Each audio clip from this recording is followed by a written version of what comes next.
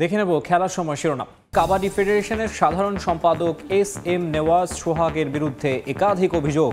তদন্ত কমিটি গঠন এনএসসির, দায়সারা উত্তরে গা বাঁচানোর চেষ্টা।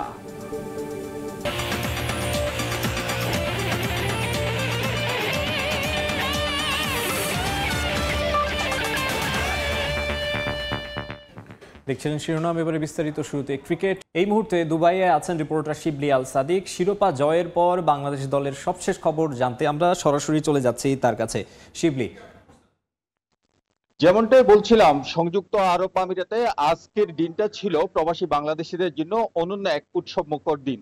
কেননা আজকে এই মাটিতে, সংযুক্ত আরব আমিরাতের মাটিতে বাংলাদেশ দল ভারতকে হারিয়ে অনূর্ধ্ব এশিয়া কাপের শিরোপা জিতে নিয়েছে। এই আনন্দটা আসলে প্রবাসী বাংলাদেশিদের মধ্যে সকলের মধ্যে বিরাজ করছে এবং অনেকে আজকের এই ম্যাচটা নিয়ে ব্যাপক মাতামাতি করছে এই অঞ্চলে। আজকের যে সকাল 9টা থেকে যখন এই ম্যাচটা শুরু হয়, যখন বাংলাদেশের সাথে ভারত এই যে ক্রিকেট লড়াই উত্তীর্ণ হয়, তখন মানুষের মধ্যে একটা টান টান উত্তেজনা ছিল।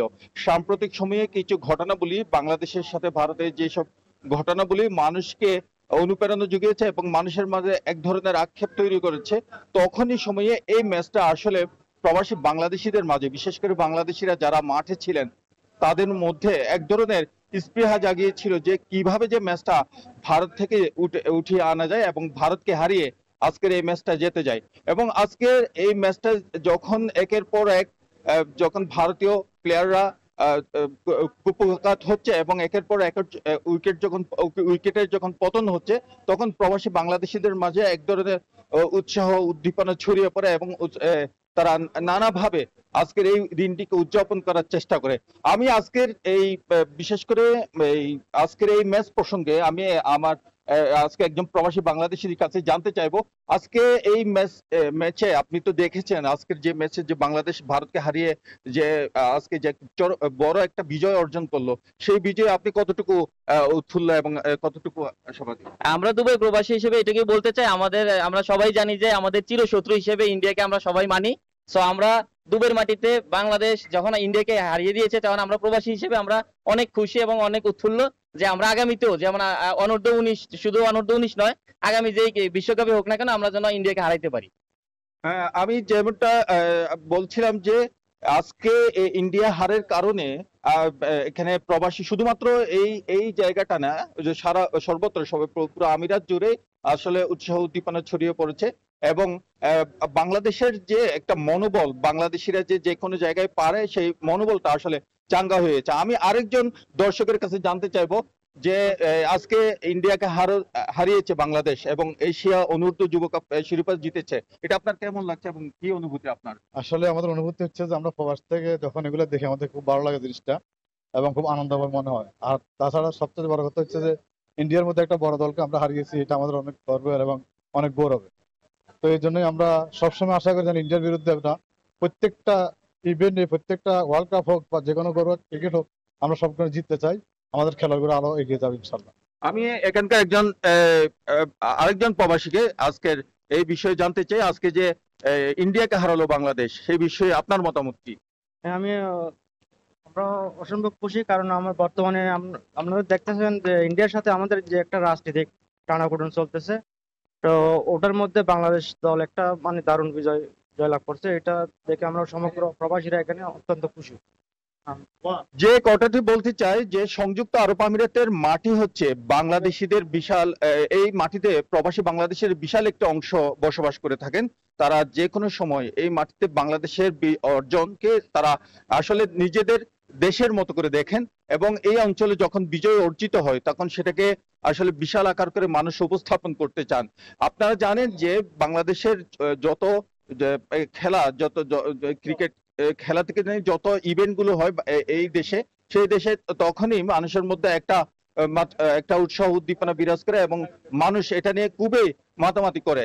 আজকের এই বিজয়ে বিশেষ করে প্রবাসী বাংলাদেশিদের মাঝে যে উৎসাহ উদ্দীপনা বিরাজ করছে, সেটা আসলে অসাধারণ। এবং এই বিজয় নিয়ে আগামীতে আরো ভারত পাকিস্তানকে হারিয়েছে এবং আরো বড় বড় দলকে যারা হারাতে পারে সেই প্রত্যাশাই করছে প্রবাসী বাংলাদেশিরা। আজকে সংযুক্ত আরব আমিরাত থেকে আমার কাছে সর্বশেষ তথ্য ছিল এই। দুবাই থেকে যুক্ত হয়েছিলেন আমাদের সহকর্মী শিবলি আল সাদিক। তিনি জানাচ্ছিলেন যে যুব এশিয়া কাপে শিরোপা জয়ের পর বাংলাদেশ দল এবং সেখানকার সংযুক্ত আরব আমিরাতের যে বাংলাদেশি কমিউনিটি আছে তাদের মধ্যে যে উচ্ছ্বাস উদ্দীপনা সেই খবর। ক্রিকেটের আরও খবর, কাল ঢাকায় আসছে আইসিসি চ্যাম্পিয়ন্স ট্রফি। রাজধানী ছাড়াও যা দর্শকদের প্রদর্শনীর জন্য উন্মুক্ত থাকবে কক্সবাজারে। ঢাকায় থাকা জাতীয় দলের ক্রিকেটার ছাড়াও ট্রফির সঙ্গে ফটো সেশনে অংশ নেবেন বয়সভিত্তিক ও নারী দলের ক্রিকেটাররা। উপস্থিত থাকবেন যুব ও ক্রীড়া উপদেষ্টাও। 13 ডিসেম্বর সাউথ আফ্রিকার উদ্দেশ্যে দেশ ছাড়বে আইসিসি চ্যাম্পিয়ন্স ট্রফি। এখনও শঙ্কায় কাটেনি টুর্নামেন্ট নিয়ে ভারত পাকিস্তানের মুখোমুখি অবস্থানে অনিশ্চিত চ্যাম্পিয়ন্স ট্রফির ভবিষ্যৎ। এরপরও বাস্তবতা মেনে শুরু হয়ে গেছে ট্রফি ট্যুর, যার ধারাবাহিকতায় সোমবার স্বপ্নের ওই চ্যাম্পিয়ন্স ট্রফি আসছে ক্রিকেটের দেশ বাংলাদেশে। ঢাকায় নয়, যার শুরুটা হবে কক্সবাজারে, যেখানে ট্রফি নিয়ে যাওয়া হবে মঙ্গলবার। পৃথিবীর দীর্ঘতম সমুদ্র সৈকতে উন্মুক্ত রাখা হবে তা। দেশের পর্যটন শিল্পকে বিশ্ব দরবারে তুলে ধরার সঙ্গে থাকবে নতুনত্ব। আমরা চেষ্টা করছি আর কি যে দেশের বিভিন্ন জায়গায় ট্রফির এই স্বাদটা একটু মানুষকে দেওয়ার। যে এখন কক্সবাজার আমি জানি যে এটা একটা পর্যটন নগরী, এখানে প্রচুর পর্যটকের সমাগম হয়, ওখানকার স্থানীয় মানুষরা আছেন তারাও তো ক্রিকেট মোদি, সো তাদের জন্য একটা সুযোগ যে তাদের এই জায়গাটা একটা আসছে। এর আগে আমাদের যতবারই ট্রফি এসেছে হয় ঢাকা, সিলেট, চিটাগং এসব জায়গাতেই সাধারণত আমরা নিয়ে যাই।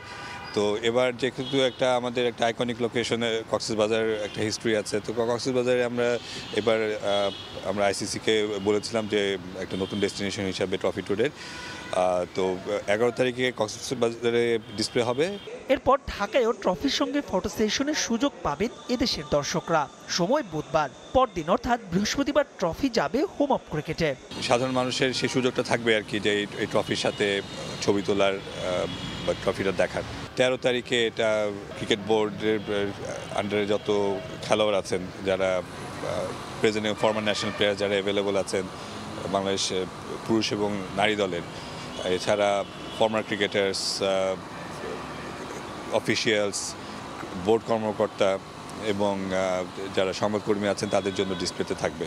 আনুষ্ঠানিকভাবে উন্মোচন করা হলো NCL T20 ট্রফি। ভিন্নধর্মী আয়োজনে একই দিনে হোম অফ ক্রিকেটে পরিচয় করিয়ে দেওয়া হয় 8 দলের অধিনায়ককে। অভিজ্ঞতায় প্রাধান্য না দিয়ে নেতৃত্ব তুলে দেওয়া হয়েছে নতুনদের কাঁধে। ক্রিকেটারদের প্রত্যাশা, এই টুর্নামেন্টের মাধ্যমে উঠে আসবে নতুন T20 প্রতিভা। দেখে বোঝার উপায় নেই এটা ঘরোয়া কোনো লিগের অনুষ্ঠান। অতীতে অপেশাদারিত্বের নিত্য নতুন উদাহরণ সৃষ্টি করা বিসিবির কাছে এমন গোছানো আয়োজন বড় চমকই বলা চলে। এসব কিছুর উপলক্ষ NCL T20, বিশ্বের সবচেয়ে জনপ্রিয় ফরম্যাটের ক্রিকেটার তুলে আনতে আনুষ্ঠানিকভাবে ক্যালেন্ডারে যোগ হলো এই টুর্নামেন্ট। দারুণ এক ট্রফির পাশাপাশি এদিন 8 দলের পরিচিতি পর্বটাও সেরে ফেলল বিসিবি। অধিনায়ক বাছাইয়ে চমক, মুশফিক তামিমদের মতো সিনিয়র ক্রিকেটার থাকলেও নতুনদের ভাবনায় রেখেছে ক্রিকেট বোর্ড। চট্টগ্রামে রাব্বি, সিলেটে জাকির, ঢাকা বিভাগে সাইফ আর মেট্রোর নেতৃত্ব দেবেন নাইম শেখের মতো তরুণরা। ক্যাপ্টেনের নাম ঘোষণাতেও ছিল ভিন্নতা। 8 দলের অধিনায়ক একে একে এসে পূর্ণ করেছেন বাংলাদেশের মানচিত্র। এরপর ফটো সেশনে অংশগ্রহণ শেষে নিজেদের প্রত্যাশার কথা জানান ক্রিকেটাররা। আমি আশা করি যে আমাদের T20 অনেক ভালো হবে এবং BPL এর প্রস্তুতি হিসেবে অনেক ভালো একটা কার্যকর ভূমিকা রাখবে। 2 মাস ধরে NCL খেলছিলাম লাল বলে। এখন যেটাই হবে আসলে আমার কাছে মনে হয় 80% মেন্টাল গেম, 20% খেলার মাঠে। আগে যেভাবে খেলছি, যেগুলি আমার ল্যাকিংস ছিল ওগুলি ইমপ্রুভ করে নতুন করে নিজেকে রিপ্রেজেন্ট করবে। লাল বল ছিল, এখন সাদা বলে নিজেকে ভাবে প্রিপেয়ার করছি। চেষ্টা থাকবে যেন ভালো করতে পারি, নিজের ডিভিশনকে চ্যাম্পিয়ন করতে পারি, সেই লক্ষ্যেই খেলবো। সিলেটের 2 ভেন্যুতে 11 ডিসেম্বর থেকে শুরু হবে এই টুর্নামেন্টের প্রথম আসর। প্রতিদিন 4টি করে ম্যাচ। যদিও এবারের আসরের প্রাইজ মানি এখনো চূড়ান্ত করেনি BCB. Man of the match কিংবা টুর্নামেন্টের জন্য আলাদা আর্থিক পুরস্কারের বরাদ্দ থাকবে কিনা সেটাও নিশ্চিত নয়। নতুন লোগো, নতুন টুর্নামেন্ট আর নতুন একটা সম্ভাবনা দেশের পাইপলাইনকে মজবুত করার। এই T20 টুর্নামেন্টের মাধ্যমে লোকাল ক্রিকেটাররা আরেকটু লাইমলাইট পাবে, এমনটাই প্রত্যাশা নীতি নির্ধারকদের। এখন তা কতটুকু হবে তা দেখা যাবে মাঠের লড়াই শুরু হলে। মিরপুর শেরেবাংলা স্টেডিয়াম থেকে সাব্বির মিথুন, সময় সংবাদ, ঢাকা। কাবাডি প্রসঙ্গ, সাধারণ সম্পাদক হওয়ার পর বিভিন্ন মহল থেকে আসা অভিযোগের প্রেক্ষিতে এনএসসির গঠিত তদন্ত কমিটিকে স্বাগত জানিয়েছেন কাবাডি ফেডারেশনের সাধারণ সম্পাদক এস.এম. নেওয়াজ সোহাগ। ইংল্যান্ডের বিশ্বকাপে কেন নেই বাংলাদেশ তার ব্যাখ্যাও দিয়েছেন তিনি। 2025 বিশ্বকাপ আয়োজনে বাংলাদেশের চেষ্টা থাকবে বলেও জানিয়েছেন তিনি। ঢেলে সাজানো হচ্ছে দেশের ক্রীড়াঙ্গন, তারই ধারাবাহিকতায় পরিবর্তন এসেছে কাবাডি ফেডারেশনেও। কিন্তু নতুন সাধারণ সম্পাদক নিয়ে বিভিন্ন মহলের বিস্তর অভিযোগ, তাই নিজেদের সিদ্ধান্তের বিপরীতেই তদন্তে জাতীয় ক্রীড়া পরিষদ।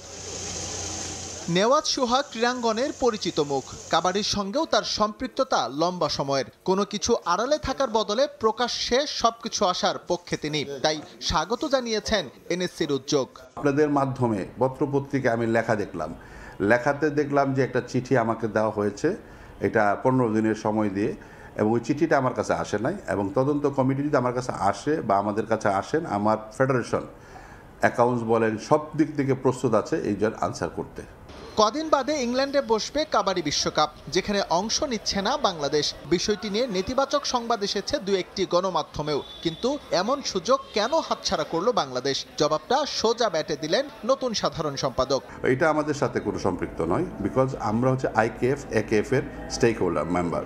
তো আমাদের যত ওয়ার্ল্ড কাপ বলেন, এশিয়ান গেমস বলেন, মাস্টার্স কাবাডি বলেন, যত কিছু হয় সেটা আইকেএফ একেএফ এর আন্ডারই হয়। তো আমার মাদার কনসার্ন হচ্ছে একেএফ আইকেএফ, আমরা তাদের সাথে অ্যাফিলিয়েটেড।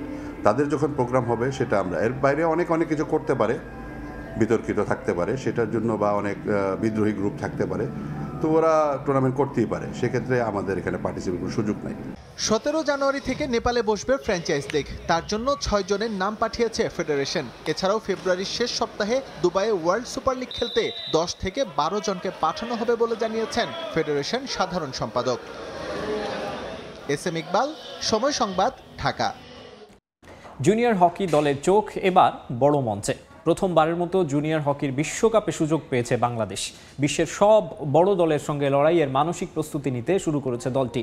সেরাটা দিয়ে বিশ্বকাপেও লাল সবুজ পতাকাকে গর্বিত করতে চান দলের অধিনায়ক মেহরাব হাসান সামিন। আব্দুল হালিমের ছবিতে আব্দুল্লাহ আল মামুন রুবেলের প্রতিবেদন।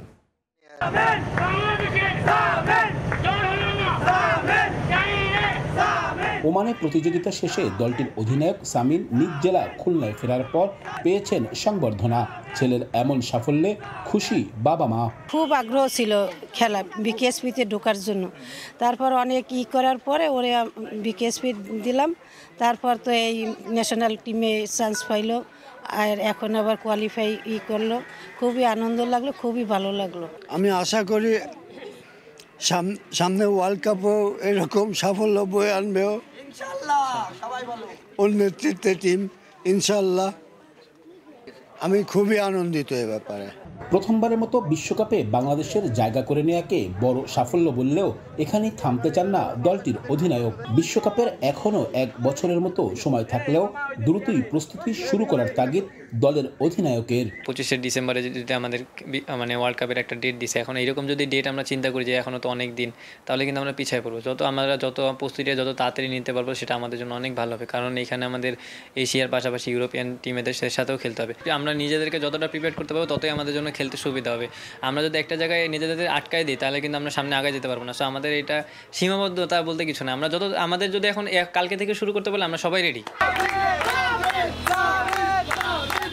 বড় মঞ্চে ছোটদের লক্ষ্যটা ছোট নয়, বিশ্বকাপ মঞ্চে লাল সবুজ পতাকাকে আরও উপরে ওঠাতে চান অধিনায়ক। গ্রুপ পর্ব পেরিয়ে সেমিফাইনালে খেলার প্রত্যাশা উঠে আসলো অধিনায়কের কণ্ঠে। ভালো ফলাফলের জন্য ঘরোয়া লীগ ও বিদেশি বিভিন্ন দলের সঙ্গে প্রস্তুতি ম্যাচ আয়োজনের প্রয়োজনীয়তার কথাও জানান অধিনায়ক। আমরা এখানে দেখা যায় সবাইকে আমরা চিনি, যখন আমরা দেশের বাইরে যে অপোনেন্ট কারোর সাথে খেলবো তাদের শক্তি সম্বন্ধে আমাদের আইডিয়া নেই, তারা কীভাবে খেলে, তাদের স্পিড কেমন আমাদের আইডিয়া নেই। সো আমাদের চেষ্টা থাকবে তাদের সাথে ফাইট করতে। দেখা যাবে যখন আমরা তাদের সাথে ফাইট করবো তখন আমাদের ভুল বেরোবে, আমাদের ভালো দিকগুলো আসবে। যখন আমরা আমাদের ভুলগুলো সংশোধন করবো তখন আমাদের ভালোর দিকগুলো কিন্তু আরও বাড়তে থাকবে। সো আমাদের এই প্র্যাকটিস ম্যাচের গুরুত্বটা অনেক বেশি। 2025 সালের ডিসেম্বরে অনুষ্ঠিত হতে যাওয়া বিশ্বকাপ হকির গ্রুপিং এখনও চূড়ান্ত হয়নি। আব্দুল্লাহ আল মামুন রুবেল, সময় সংবাদ, খুলনা। আবারও ক্রিকেট 2025 চ্যাম্পিয়ন্স ট্রফি আয়োজনে পুরোপুরি প্রস্তুত পাকিস্তান ক্রিকেট বোর্ড। আইসিসির বোর্ড মিটিংয়ের পর পাকিস্তানের প্রধানমন্ত্রী শাহবাজ শরীফকে চূড়ান্ত সিদ্ধান্ত জানিয়েছেন পিসিবি চেয়ারম্যান মহসিন নাকভি। 3 ভেন্যুতেই হবে এবারের চ্যাম্পিয়ন্স ট্রফির আসর। টুর্নামেন্টটি জাঁকজমকপূর্ণ করে তুলতে 500 কোটি রুপির বেশি বরাদ্দ রেখেছে পাকিস্তান ক্রিকেট বোর্ড। এবারের আসর হাইব্রিড মডেলে অনুষ্ঠিত হতে যাচ্ছে, তবে আয়োজনের কোনো কমতি রাখতে চায় না পাকিস্তান। এই ছিল খেলার সময়ের এখনকার আয়োজনে। সঙ্গেই থাকুন সময়ের।